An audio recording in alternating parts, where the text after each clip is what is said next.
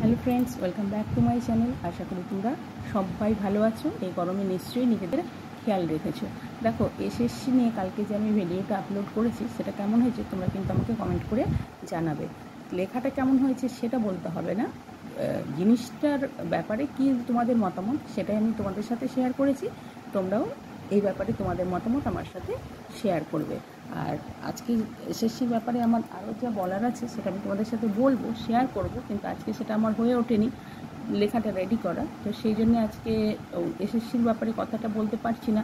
চলো তো আজকে একটু পড়াই করে নিই, আজকে একটু বাংলা ব্যাকরণ শিখে নিই। দেখো, বাগধারা দিয়ে বাগধারা করি আজকে।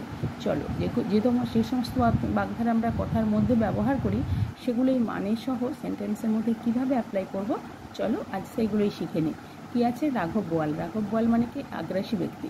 হিটলারের মতো রাঘব বোয়ালেরা ক্রমাগত জয়ের পরেও থামতে জানে না। অথই জল। অথই জল মানে ভীষণ বিপদ। চাকরিটা খুইয়ে ছেলেটা একবারে অথই জলে পড়েছে। বুকের পাটা প্রচণ্ড সাহস।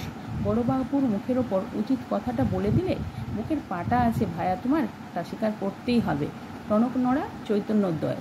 পরীক্ষায় একবার ফেল করে টনক নড়েছে দেখছি এবার। বাপের বেটা সামর্থ্যের অধিকারী।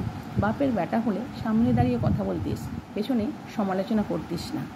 এগুলো তো আমার মতামত, আমি লিখেছি, ঠিক আছে? সেন্টেন্স, এই সমস্ত বাক্য দিয়ে সেন্টেন্স আমি বাগধারা দিয়ে আমি আমার মতো করে সেন্টেন্স মেকিং করেছি। তোমরা তোমাদের মতো করে সেন্টেন্স রেডি করবে, কিন্তু মানে একই থাকতে হবে। আর ক্লাস কেমন লাগলো সেটা কিন্তু কমেন্ট করে জানাবে। আর যদি তোমাদের কোনো কোয়েশ্চেন থাকে তাহলে সেটাও বলতে পারো, বা কোন জিনিসের ওপরে ভিডিও পেলে ভালো হবে সেটাও কিন্তু আমাকে অবশ্যই বলতে পারো। আর গরমে নিজেদের অবশ্যই খেয়াল রেখো, প্রচুর প্রচুর জল খাও, চেষ্টা করো বাইরে না বেরোনোর। আর যদি বেরোতেই হয় সকালে অথবা সন্ধ্যেবেলায়, সবসময় সেটা হয় না, তাও চেষ্টা করো।